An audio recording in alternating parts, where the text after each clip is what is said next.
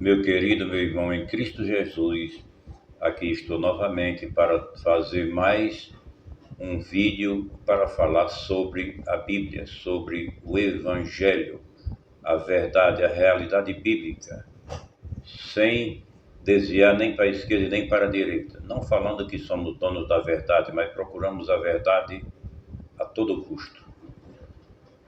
Nós vamos falar aqui sobre um diabo que foi aniquilado. Você sabia? Está na sua Bíblia, no capítulo 2, no versículo 14, do livro aos Hebreus, o diabo que foi aniquilado na cruz. Nós podemos ler para você compreender. Hebreus 2,14. Portanto, visto que os filhos são pessoas de carne e sangue, ele também participou dessa condição humana, para que por meio da sua morte derrotasse aquele que tem o poder da morte, isto é, o diabo. Por que Paulo falou tem? Porque o templo ainda estava de pé. O ministério da condenação e de morte ainda estava atuando. O templo só veio cair depois no ano 50, no ano 70. E Paulo estava escrevendo essa carta no ano 50 e pouco, 54, por aí. Então, por isso que ele diz, tem o poder da morte, porque ainda tinha. Jesus Cristo tinha morrido, mas a lei ainda estava em vigor. Eram dois pactos cruzados. Então, aqui nós podemos ver que se o diabo fosse um ser criado, ele já tinha deixado de existir na cruz, quando Cristo Jesus expirou, ele aniquilou ele acabou com ele. Se ele fosse um demônio, um anjo mau, alguma coisa assim, ele tinha sido aniquilado na cruz naquele tempo. Porque está escrito que Cristo aniquilou aquele que tem o poder da morte, isto é, o diabo. Então vamos aqui. Se a passagem de Deuteronômio não era diabo, não era Satanás, se não houve rebelião nos céus, por que é que várias passagens da Bíblia falam sobre diabo e Satanás? Porque nós precisamos compreender que diabo não é um ser, diabo é uma expressão que não é um ser criado à parte, um anjo, alguma coisa assim. Porque o diabo é uma expressão, vamos entender. Primeiro, o diabo não é um ser, é uma expressão que quer dizer acusador. Satanás não é um ser criado à parte, é uma expressão que quer dizer no hebraico opositor. Então, no hebraico é opositor. No grego, onde o Novo Testamento foi escrito, o diabo quer dizer acusador, aquele que acusa. Os dois têm o mesmo sentido. Veja bem, os filhos de Deus vieram apresentar-se perante Deus, veio também o opositor. Veio alguém para acusar a Jó da sua fidelidade para com o pai. E então Deus perguntou ao opositor. Não é diabo, no original é opositor, não é diabo. Então, por que foi colocado no lugar de opositor a palavra diabo? Porque João Ferreira de Almeida, que traduziu a Bíblia, não manteve a palavra no seu original. Porque se ele tivesse mantido a palavra no seu original, estava escrito na sua Bíblia assim: então vieram os filhos de Deus apresentar-se perante ele, e veio também o acusador para acusar Jó. Viu aí como é mudado? Então, João Ferreira de Almeida tivesse traduzido a Bíblia no seu original, seria bem mais fácil de você compreender. Se ele tivesse colocado o opositor no lugar de Satanás, seria mais fácil de nós compreendermos. Por que ele fez isso? Porque ele era um padre da Igreja Católica que precisava de um ser antagônico. A Igreja Católica vive disso, de indulgência, inferno, e a Igreja Evangélica também adotou o mesmo sistema, os mesmos ensinos. Então, todas as vezes que você lê a palavra no Novo Testamento, isso quer dizer opositor, aquele que se opõe. diabolos. Não é um ser de cauda, é uma invenção.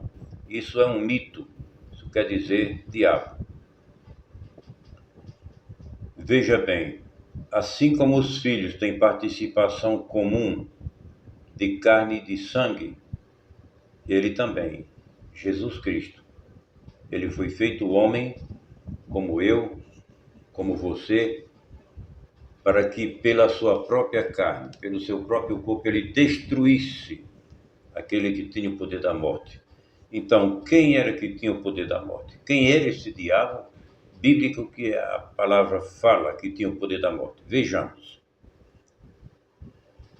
Em outras versões está aniquilar-se aquele que tem o poder da morte. Aqui por si só, se o diabo fosse um ser criado à parte, ele não existiria mais.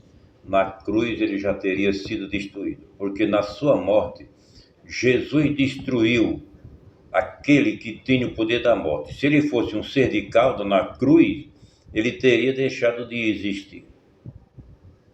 Só que como a palavra diabo não é um ser, a palavra diabo é um adjetivo, é acusador. Então, quem é esse acusador que foi aniquilado na cruz? Vamos procurar entender?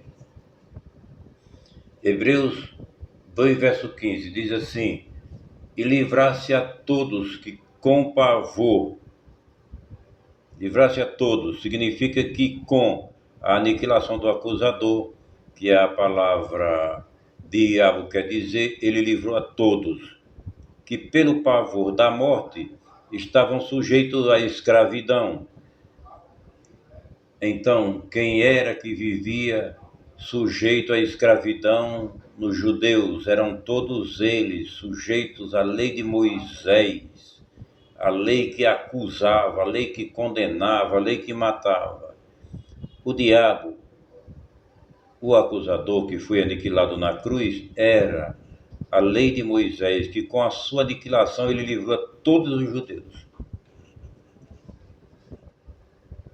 Os gentios já não tinham a mesma lei, livrou a todos que pelo pavor da morte. Por que o pavor da morte? Por que os hebreus viviam atemorizados, vendo a hora ser morto? Porque se alguém caísse em adultério e fosse pego, ele seria morto. Ele vivia num pavor da morte, com medo, tremendo de medo. Você não tem medo porque você não conhece isso e nem nunca passou por isso. Mas se você morasse aqui numa lei, aqui no Brasil, que você adulterasse, se você tivesse que ser morto, você estava preocupado. Estava bem preocupado. Então, livrou a todos que pelo pavor da morte. Por que o pavor da morte?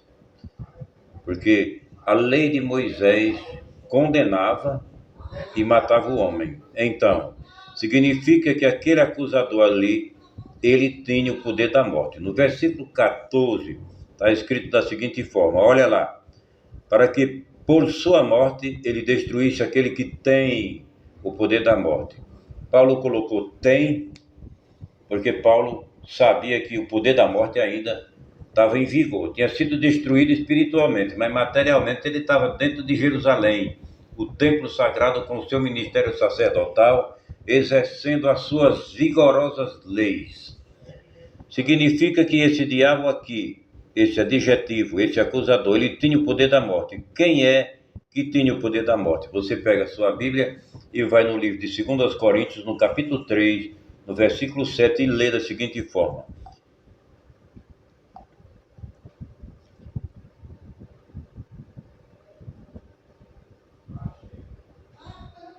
Então preste atenção aqui. 2 Coríntios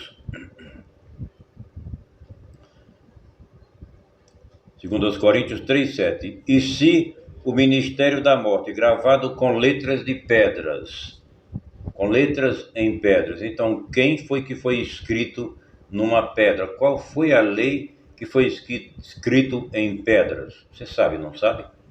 Foi a lei de Moisés. Se o ministério da morte, gravado com letras em pedras, que era a lei de Moisés. Então, quem é que tinha o ministério da morte? Então, quem era o diabo? Era preto velho? Então quem era o diabo? Era chucaveira? Era pombagira? Não, não era. Era a lei de Moisés. Vamos ver. No livro de 2 Coríntios 3:7. No livro de 2 Coríntios, diz assim: se o ministério da morte, gravado com letras em pedras, se revestiu de glória, a ponto de que os filhos de Israel não puderem fixar os seus olhos na face de Moisés, por causa da glória do seu rosto, que ainda estava para desaparecer. Não tinha desaparecido ainda porque o templo ainda estava de pé, como eu já falei anteriormente. Ele tinha que desaparecer para que viesse a completa aliança sem lei, sem nenhum impedimento. 2 Coríntios 3:8. Como não será de maior glória o ministério do Espírito, que é o que nós vivemos agora. 2 Coríntios 3, verso 9. Porque se o ministério da condenação então veio em glória, muito mais excederá em glória o ministério da justiça. Ministério de quê? Ministério da justiça. Veja bem, se o ministério da condenação, veja, em Israel todos eram condenados quando transgrediam a lei, quando erravam diante de Deus, como a mulher adúltera foi levada para ser apedrejada. Então esse era o ministério da condenação e morte. É esse que o Senhor Jesus Cristo veio e aniquilou na cruz, que era o opositor dos hebreus.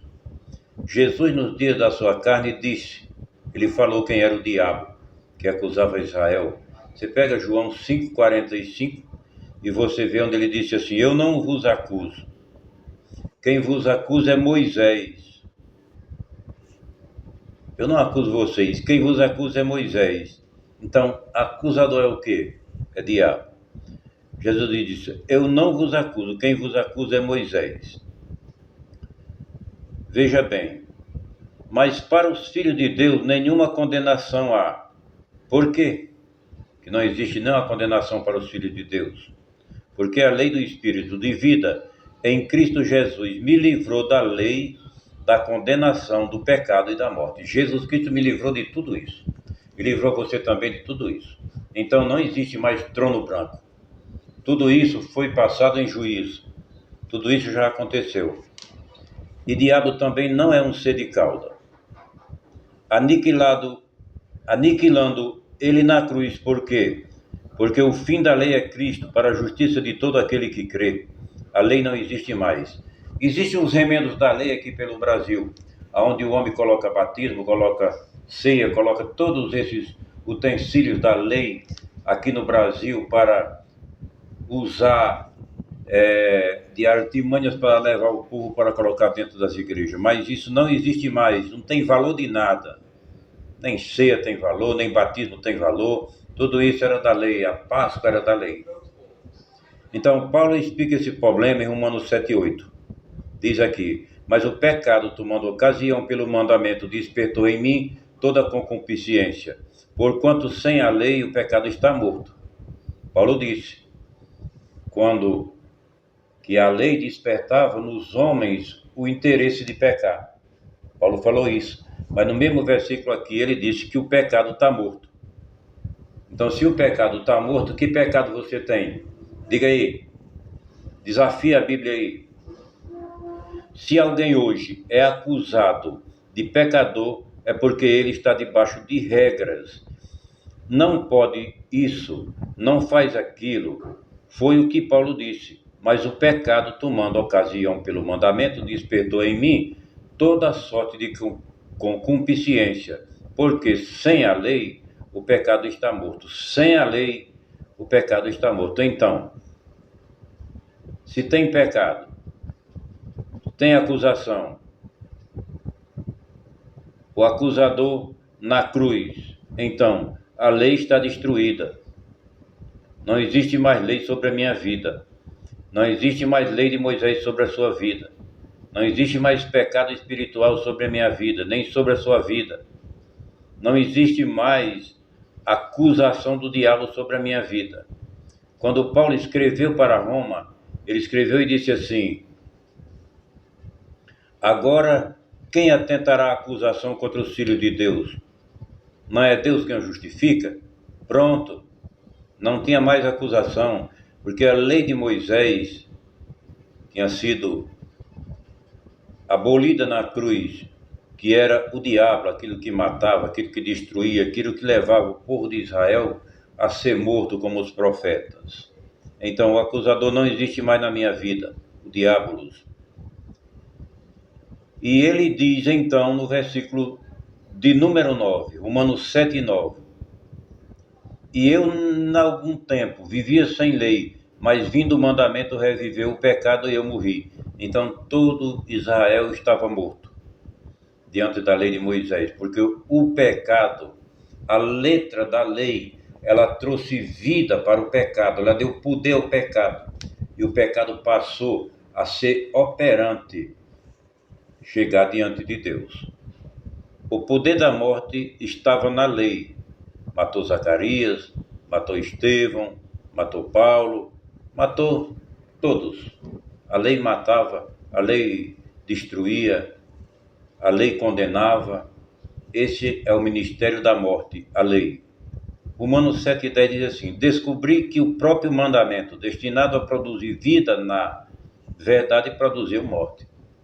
Paulo disse assim: aquilo que eu achava que era bom, que estava fazendo, zeloso da lei, aquilo ali estava produzindo em mim a morte, porque a lei produz a morte. Todas as vezes que o homem pratica rituais da lei, ele está produzindo obras mortas. Obras mortas. Porque quando Paulo escrevia sobre obras mortas, ele estava falando sobre cortar cabelo, mulher cortar cabelo, não estava falando sobre homens a bermuda, estava falando de obras mortas nesse sentido. Ele estava falando de obras mortas na cruz, obras da lei que Jesus Cristo aniquilou na cruz. Ele está falando disso.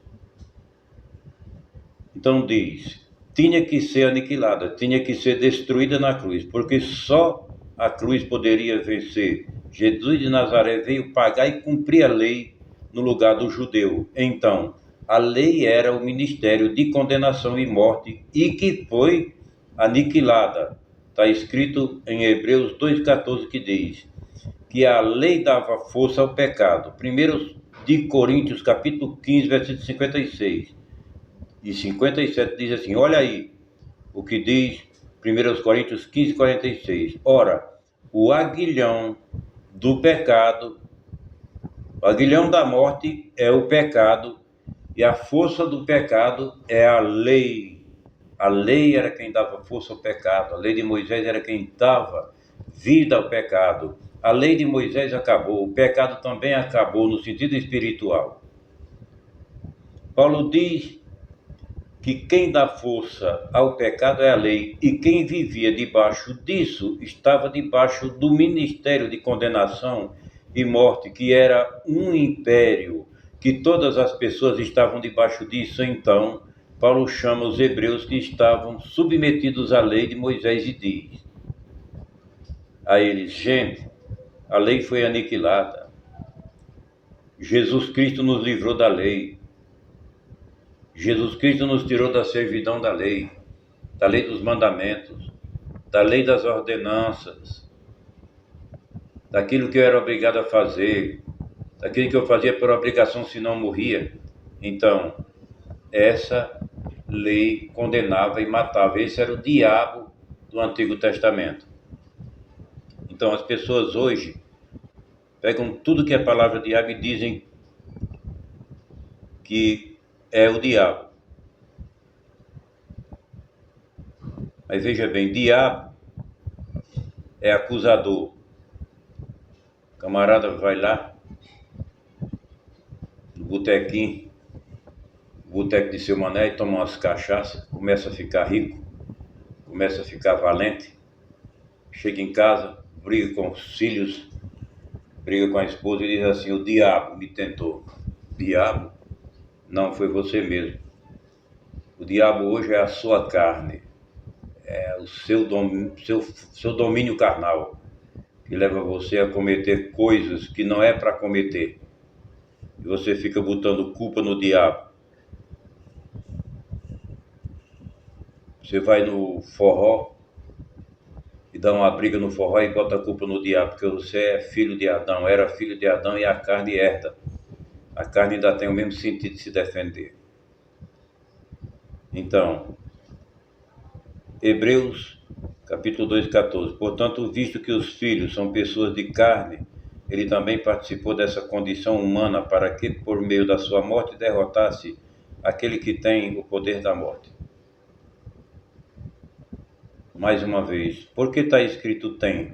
Porque no ponto de vista espiritual, a lei não tinha poder nenhum mais. Do ponto de vista físico, ela ainda estava de pé, porque o templo de Jerusalém só caiu no ano 70 DC. O templo de Jerusalém não existe mais. O templo agora somos nós, o santuário de Deus e morada do Espírito Santo. Está escrito. E hoje, o que é que acontece? Romanos 8:1. Em que condição você está?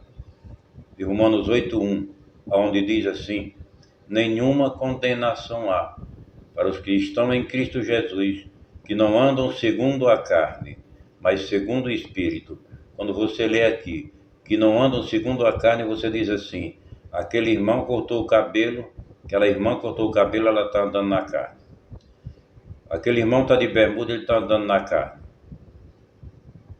É interessante, você não entende. Porque quando Paulo está falando das obras da carne, daqueles que andam na carne, está falando, estão andando na lei de Moisés, que precisava da carne para batizar, precisava da carne para circuncidar, precisava da carne para jejuar. Então, todas essas coisas aqui são obras da carne, que andam segundo a carne, mas andam segundo o Espírito, porque creram em Cristo. Nenhuma condenação há. Os acusadores já foram destruídos. Ninguém pode te julgar. Ninguém pode te condenar. Ninguém pode apontar para você. Você está livre diante do Todo-Poderoso. Por que condenação há para vocês? Por quê? Que condenação existe para você? Me diga. Porque no versículo 2, Paulo diz: porque a lei do Espírito de vida em Cristo Jesus te livrou da lei do pecado e da morte. Você já está livre da lei, já está livre do pecado, já está livre da morte espiritual. Tudo isso. Então, para que trono branco? Para que juízo final? Tudo isso já passou. Você foi enganado, meu amigo. Eu também fui. Quem crê nisso, diga glória. Livrou ou não livrou? Mas muitos dizem assim: como é que as pessoas ainda estão morrendo? Então, meu amigo, meu irmão, aqui se refere à morte espiritual. Aqui não está se falando de morte carnal. A morte carnal, todo homem tem que passar por ela. Preste atenção. Do ponto de vista biológico, nós morremos. E morremos para o pecado. A carne está aqui ativada somente para as coisas terrenas. Ela não está mais ativada para o pecado espiritual. O homem está morto diante de Deus. Veja bem o que Paulo disse. Então diz que a lei do Espírito de vida em Cristo Jesus te livrou da lei do pecado e da morte. Você está livre da lei do pecado e da morte. Se você errar, se você tropeçar, se você aprontar, você vai pagar aqui, no seu corpo, na sua carne, porque a lei está morta. Se a lei está morta, seu batismo também está morto. Se a lei está morta, seu dízimo também está morto. Se a lei está morta, seu jejum também está morto. E sua carne também está morta. Está escrito no livro de Atos, capítulo 17, versículo 25, que Deus hoje não é mais servido por mão de homens. Ele nem habita em templos feitos por mão de homem, nem é servido por mão de homem. Então não adianta você dar dízimo. achando que vai se salvar por isso. Não adianta você estar dentro de um lugar dominado, julgando os outros e dizer que vai se salvar por isso. E você está redondamente enganado. Está escrito que a lei do Espírito de vida em Cristo Jesus me livrou, e livrou você também da lei, da condenação, do pecado e da morte. Então não espere juízo eterno, porque juízo não tem mais. O juízo foi no ano 70 depois de Cristo, onde ele veio sobre os judeus, porque ele disse: essa geração perversa toda cairá sobre ela o juízo de Deus, e não passará essa geração sem que todas essas coisas aconteçam. A geração era 70 anos. Então, meu amigo, essa questão de diabo não existe. O que existe é carne. Paulo fala sobre obras da carne, ele não fala sobre obras do diabo. Fala que feitiçaria é obra da carne, e você diz que é um diabo. Ele fala que feitiçaria, ele fala que homicídio é obra da carne, ele não fala que é obra do diabo. Entendeu? E o que você fizer aqui, você paga. Se não pegarem você, pega um filho seu, e você sofre do mesmo jeito. Você vai dizer assim: melhor que me pegasse. Então, semeie o bem, você colherá o bem. Semeie no Espírito e você colherá do Espírito. A vida eterna, o gozo, a alegria, a paz, desejo de viver, desejo de andar, glorificando a Deus no seu interior, porque Deus é glorificado em Espírito e em verdade. Entendeu? Não volte para as obras mortas para satisfazer as organizações humanas, onde os homens dominam, onde cada um está certo. Aí, lugar fulano de tal diz: eu sou de Deus, e aquele lá não é. E está assim dividido. Todo mundo é de Deus, e todo aquele que não é do seu lugar não é de Deus. Deus me defenda dessa coisa. Fique em paz. Deixe o seu like. Nos ajude a compartilhar dessa simples palavra que nós pregamos. Desejo tudo de bom para você. Tenha um ótimo dia. Se inscreva no canal. Nos ajude a compartilhar essa mensagem. Tenha um ótimo dia. Meu nome é Carlos Alberto de Araújo. Moro na Vila Flamengo, no Ceará. Estou aqui alegre e contente. Vivi muitos anos, praticamente 60 anos, debaixo das organizações. Hoje estou livre em Cristo Jesus. A liberdade que Ele me deu é só para fazer o bem. Beleza? Bom dia.